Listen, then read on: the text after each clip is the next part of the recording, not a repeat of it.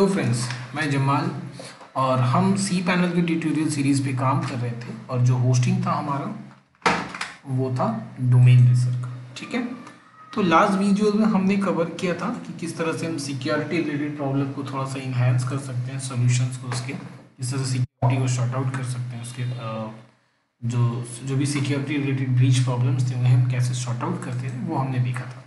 तो उसमें हमने क्या देखा था, चलिए आपको दिखाते हैं फीचर्स। सी पैनल पे आते हैं, ये सी पैनल किसका है भाई, तो ये डोमेन रेसर का होस्टिंग पैकेज का एक सी पैनल है जहाँ पे हमने कौन सा सिस्टम देखा था, डायरेक्टरी प्राइवेसी का देखा था।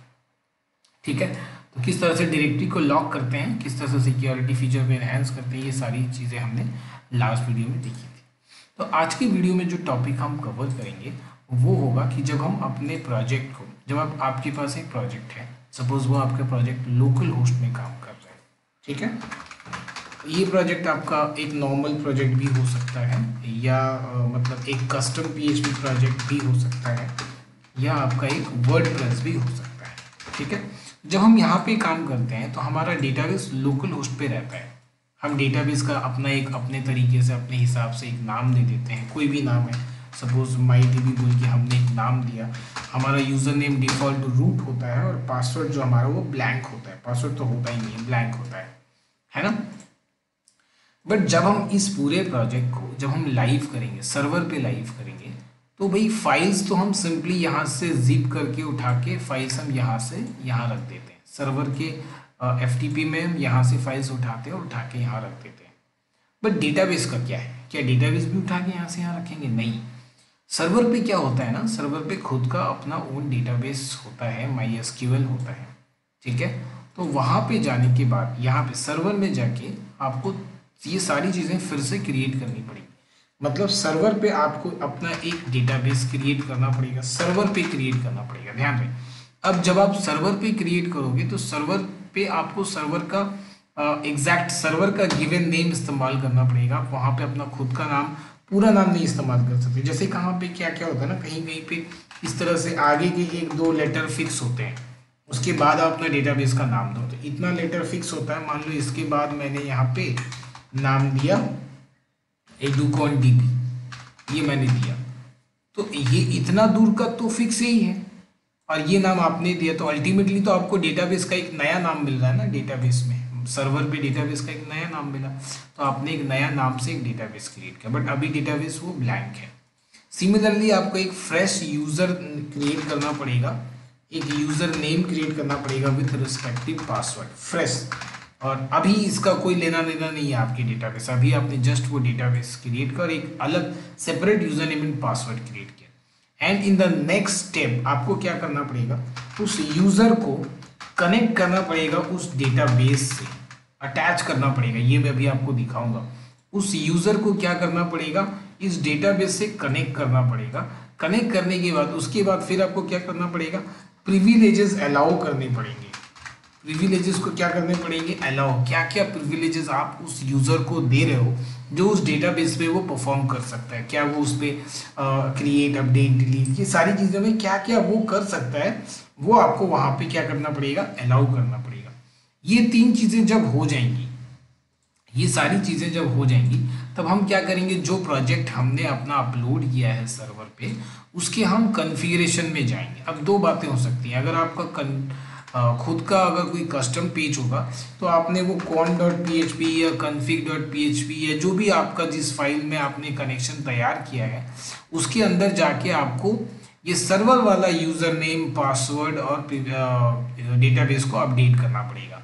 और अगर आप वर्डप्रेस इस्तेमाल कर रहे हो तो अपलोड करने के बाद आपको WP config में जाना है। अपलोड करने के बाद आपको WP config में जाना है, जहाँ पे आपका WP config में ना लोकल होस्ट का, डेटाबेस का, यूज़र नेम का, पासवर्ड का इन्फॉर्मेशन होगा।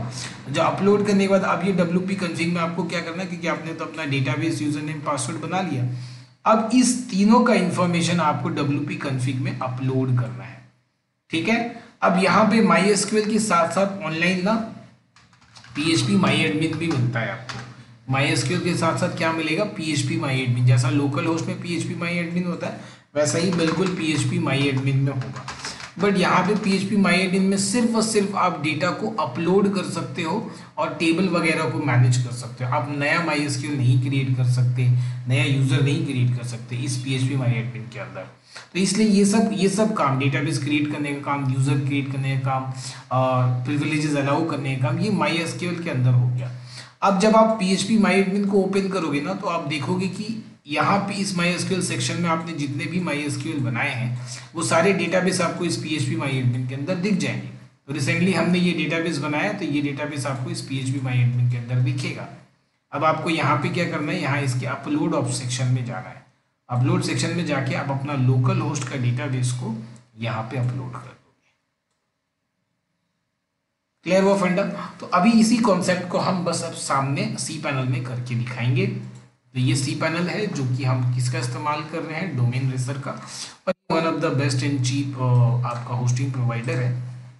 इसके पैकेजेस हैं यहाँ पे आप देख सकते हो, वेब होस्टिंग के और रिसेलर होस्टिंग के, आपको जो पसंद है आप यहाँ से इस्तेमाल कर सकते हैं अकॉर्डिंग टू योर नीड। तो इसके पैकेजेस के ऊपर हम बिल्कुल लास्ट में डिस्कशन करेंगे, इस सीरीज के लास्ट में। तो अभी हम आ जाते हैं यहाँ पे सी पैनल पे। अब देखिए यहाँ पे कि हम एज्यूम कर लेते हैं कि आपने अपना पूरा फोल्डर इस FTP फोल्डर पे अपना पूरा कंटेंट इस FTP फोल्डर पे चढ़ा दिया होगा। अब हम डायरेक्टली MySQL बनाते हैं, यूज़र बनाते हैं, कनेक्ट करते हैं, प्रिविलेजेस अलाउ करते हैं और PHP MyAdmin में जाके उसे देखते हैं। देखिए यहाँ पे हम आ जाते हैं, आपको ऑप्शन में आ जाएगा MySQL के ऑप्शन में। चलिए देखिए, मैंने बताया था ना यहाँ पे भी एक PHP MyAdmin होता है। तो you can see here there is a PHP MyAdmin, but अपने को अभी यहाँ कोई काम नहीं है। पहले हम चलेंगे MySQL डेटाबेस में। MySQL डेटाबेस में जो हम यहाँ जाएंगे, तो देखिए अभी मैंने आपको यहाँ दिखाया ना कि डेटाबेस में क्या होता है, शुरू के कुछ नाम कॉन्स्टेंट होते हैं, उसके बाद आपको खुद का नाम बनाना होता है। देखिए यहाँ पे इतना दूर ये कॉन्स्टेंट है, इसके बाद आपको खुद का नाम बनाना है। मान लो आपने बनाया खुद का नाम MyDB, इन सारी चीज़ों को आप नोट डाउन करते रहो पैरेलली। तो यहाँ पे आप इसे नोट डाउन करेंगे और ध्यान रखिए बिल्कुल लर्निंग पर्पज़ के लिए, तो ये सारी चीज़ें वीडियो के बाद डिलीट हो जाएंगी। तो इसका पासवर्ड वगैरह का कुछ इस्तेमाल करने का मतलब नहीं बनता है आपको। देखिए ये डेटाबेस बना, अब ऐसा नाम का तो आपका डेटाबेस नहीं होगा ना लोकल होस्ट पे। अब आप ये डेटाबेस को क्रिएट कीजिए। ध्यान रखिए ये बैक इस्तेमाल नहीं करना, आपको यहाँ वाला इस्तेमाल करना है, गो बैक। करने के बाद डेटाबेस आपका बन गया, तो देख पा रहे आप कि यहाँ पे एक MyDB बोल के डेटाबेस है, but rest of things are blank here, privilege user and whatever. Next अब आपको क्या करना है, देखिए मैंने सीक्वेंस डेटाबेस बनने के बाद आपको क्या करना है, यूजर नेम और पासवर्ड बनाना है। नाउ कम टू हियर, और आपको फिर देखिए यूजर नेम में भी इस तरीके से आगे की कुछ चीज़ें फिक्स हैं, उसके बाद आप यूजर नेम बना सकते हो। तो मतलब आप खुद का यूजर नेम भी यहाँ पे नहीं दे सकते हो, ठीक है। तो मान लेते हैं कि यहाँ हम देते हैं MyDB यूज़र, और इसका एक टेक्स्ट साइज फिक्स होता है, उससे ज़्यादा हम लेंथ का साइज यहाँ इस्तेमाल भी नहीं कर सकते। तो MyDB यूज़र हो गया। पासवर्ड हम यहाँ से जनरेट करवा लेते हैं, इसे हम यहाँ पे कॉपी कर लेते हैं, यूज़ पासवर्ड, और ये क्रिएट यूज़र हम कर देते हैं नोट से। फिर मैंने बोला ना गो बैक इस्तेमाल करना है, वो पासवर्ड हम यहाँ सेव कर लेते हैं, ठीक है, फ्यूचर यूज़ के लिए। अब देखिए हमारे पास डेटाबेस बन गया और यूज़र भी बन गया। अब मैंने जैसा बताया था आपको डायग्राम में, देखिए आपको एलोकेट करना पड़ता है। तो यहाँ पे आ जाते हैं, यहाँ पे आने के बाद यहाँ से हम अपना यूज़र सेलेक्ट कीजिए, MyDB यूज़र, और डेटाबेस इसको कौन सा देना है, MyDB। देखिए MyDB यूज़र जो अभी बनाया है हमने, और डेटाबेस MyDB ऐड करते हैं। ऐड करने के बाद देखिए जैसे मैंने बताया था प्रिविलेजेस आपको अलाउ करने पड़ते हैं। आप क्या क्या प्रिविलेजेस इस यूज़र को दोगे जो इस डेटाबेस पे वो परफॉर्म कर सकता है, ऑल्टर, क्रिएट, है ना, create temporary tables, delete, event, indexes, select, trigger, these are the privileges that you can give to a particular user that which can he or she made on this database। तो यहाँ पे हम all privileges select कर लेते हैं और make changes पे click करते हैं, नथिंग, ये दिखा दिया आपको सक्सेसफुली। अब आपको गो बैक पे क्लिक करना है। ये करने के बाद जब आप वापस आओगे डेटाबेस की लिस्टिंग में, तो देखो अब आपको डेटाबेस यहाँ पे कंप्लीट दिखा रहा है कि इस डेटाबेस का नाम क्या है, साइज फिलहाल अभी इसमें कितना है।